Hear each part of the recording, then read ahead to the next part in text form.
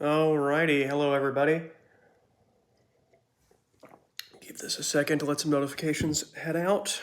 And this hat is part of a preview for an upcoming review video that I've been working on for quite a while. And it's been an expensive review because ammunition has been excessively hard to find still in most calibers that aren't NATO variety. I'm sure you guys have had issues with that still up to this point, unless you're going online now. Even a lot of the smaller mom and pop shops near me no longer carry most common ammunition or things that were common only within the last 3 to 5 years. And now that's become an issue. So I don't know if you guys are seeing that in your neck of the woods, but as I said, it's been kind of a revolving, unending problem here. I'm just not able to find the usual calibers that we have all enjoyed besides 9mm, 5.56, 223, 308, all that jazz. Go ahead and shift this a little bit. Excuse me.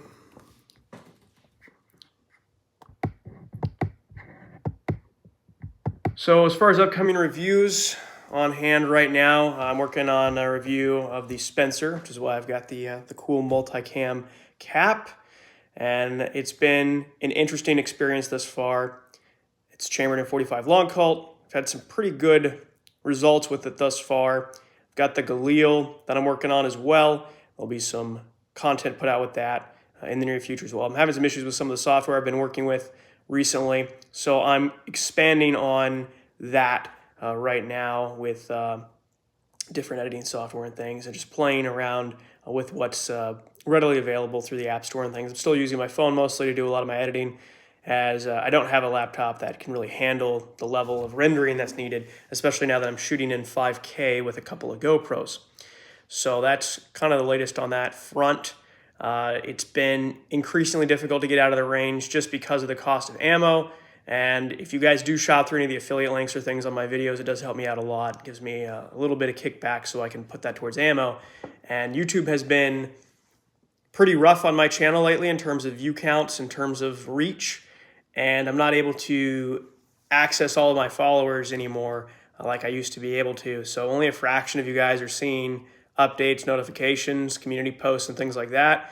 So if you are interested in seeing more content from me, make sure to hit that bell notification and select the all button. I'm not going to inundate you with tons of posts.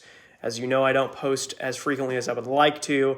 In a perfect world, I would be posting maybe one short a day and then one long form video a week. And then infrequently, I'll be doing these lives. So if you want to be kept up to date with all that type of stuff, make sure you're paying attention to that. And as far as the lives, yeah, I'm going to do them at random times like right now. Friday for me is one of the worst days on this platform in terms of views and traction, so I don't typically post on Fridays, but I figured I'd go live because I haven't done one in a while.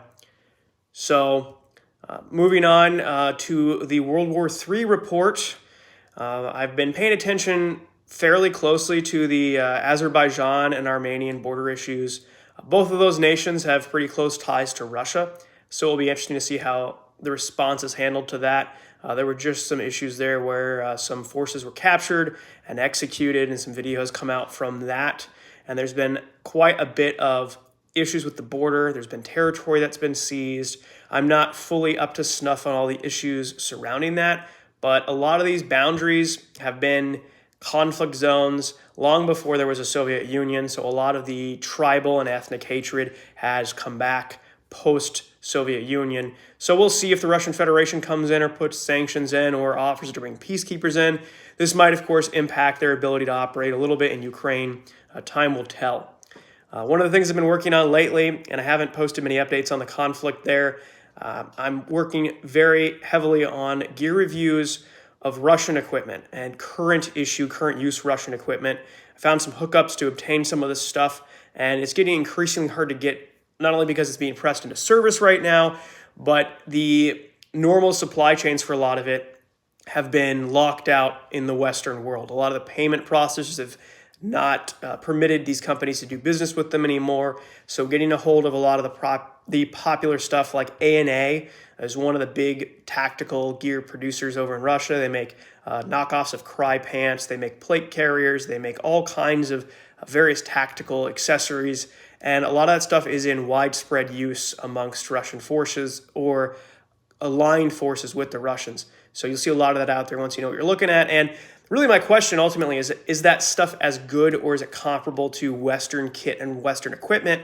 And then for you guys who are in Europe, how will this stuff be useful for you?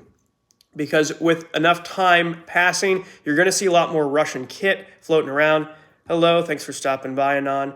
And you'll be able to press Russian gear into service. That's going to be one of your best supply chains as that border inevitably comes closer to you. As the war inevitably comes to your soil, you're going to have access to a lot of Russian equipment, so you should be familiar with it. You should be familiar with how to use it. And then you need to figure out ways how to identify yourself as one of the friendly forces as well. And we're going to talk about that in a review video in not too long from now. Once some of that kit gets here, some things are currently held up in customs.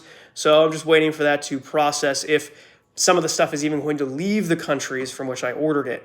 That seems to be kind of up in the air. So if you are interested in getting that type of equipment before things get larger, then you may want to look into that now. And I'll be making more videos on that as to why you would want to own Russian kit and equipment ahead of time. I touched a little bit on that in my camouflage video I did not too long ago. And there's some good methodology as to why you would want some of the potential enemy's kit ahead of time. And regardless how you feel about the politics of all this, at the end of the day, our governments have already made the decision as to the direction that they want to go in. And I hold no animosity for any Russian citizen and I have no side that I've picked from. And I'm sure that some people have been able to infer some of the opinions that I've had on this topic over the recent months. But at the end of the day, I don't want war. None of us want war if we're sane. But unfortunately, our governments have chosen a different path for us. So because we're heading in that direction, as I said, we should be familiar with Russian kit, Russian equipment, and Russian weapons, and I'll be doing some videos on that. There's another really good channel that I would recommend that you check out called Oxide, if that's something that you're interested in. He reviews Russian helmets, Russian field gear, and you should be familiar with Russian equipment to the point where you can identify what forces could be operating in your AO.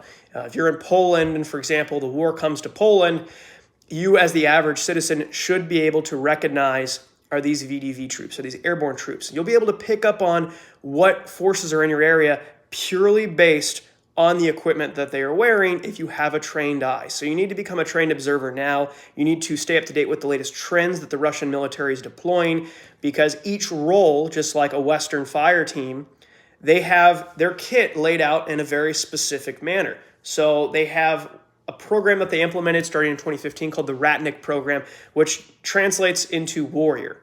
They updated as much of their kit as you could imagine, though we're still seeing a lot of Cold War era pieces floating around in circulation, which is something else you need to pay attention to, because if you see forces moving through an area and they're wearing, for example, like 1970s era mag pouches, well, that should tell you that those guys are likely an allied force of the Russians and not conventional frontline forces. If you see guys, for example, wearing ATACs, those guys are likely Chechens or another paramilitary force. They are not likely to be frontline Russian troops, though we do see them using ATACs.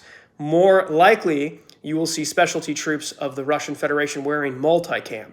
So I'm going to expand upon this in a future video. As I said, Oxide, again, is a great resource, though some of that information is not fully up to date anymore because it was filmed a number of years ago, but a lot of it is still very relevant, especially what we're seeing currently in Russia. Oh, so you're in Poland right now, Anon. Oh, okay. I don't know what your guys' firearm laws look like there. They seem to be a little more relaxed. I know that there was some discussion about restoring the right to bear arms there. If you have not explored that, you probably want to explore that a little more. I would not wait. That was one of the big crucial mistakes that people made in Ukraine. I've got a collaboration video with Risky Krisky that I'll be putting out shortly. I just need to sit down and edit it because it was like an hour-long conversation that we had about kit and equipment and having it ahead of time, training with it ahead of time. And you can't just run down to the surplus store in the middle of a catastrophic event and hope to get it, because a lot of this stuff is controlled. And you may not be able to get your country's respective uniforms or kit without going through potentially foreign channels. I know a lot of countries don't have surplus stores like we do in the United States, for example, and those are now few and far between unless you live near a military installation. One of the other things I wanted to hit on today too, before I dip out, I wanted to keep this live fairly short. Russian troops are massing in Belarus, which is perfectly in line with what we've seen in their mobilization. Now, I did a live stream with Hudson Valley Prepping and Survival and the Livingston Man. I popped in there for a moment when they opened the floor to me, which was awesome. And it was right after the mobilization. Now, the mobilization numbers that were reported at 300,000, I think that was a lie. I think that the number is likely much higher, but that's a good cover story for moving potentially 500,000 or more guys into various strategic positions in preparation for something larger. Once we get into winter, once the mud properly freezes over, that is likely when we will begin to see a large movement of Russian forces. Right now, the Russians have been actively evacuating civilians from eastern parts of Ukraine. So with that in mind, it's very likely that we will see an even larger push, and we're seeing in Western media outlets where they're saying that the buildup of troops in Belarus is not something to really be that concerned with, but it is something that we should keep our eye on, especially since the Ukrainians are taking it so seriously. They're putting mines actively on the border right now, and they're building up a very large defensive line in preparation of having to square off with Belarus. And they're a very interesting country. If you're not familiar with their politics, they're effectively a time capsule of late 1980s Soviet Russia, as is that little area of Moldova, Transnistria, that's in a very weird political position as well. The last reports I saw, there were 5,000 Russian troops there. Some reports saying there were 1,800. I think it's probably closer to 5,000. They may have pulled some of them out for a variety of reasons, but I bet it's more than the 1,800 that is officially being reported. Because anytime we see numbers, official numbers like that, just take that number and then double it, and that's probably close to what the actual number likely is. So if any of you guys have any questions, any comments or anything before I dip out here, I just wanted to pop in, give you some channel updates, and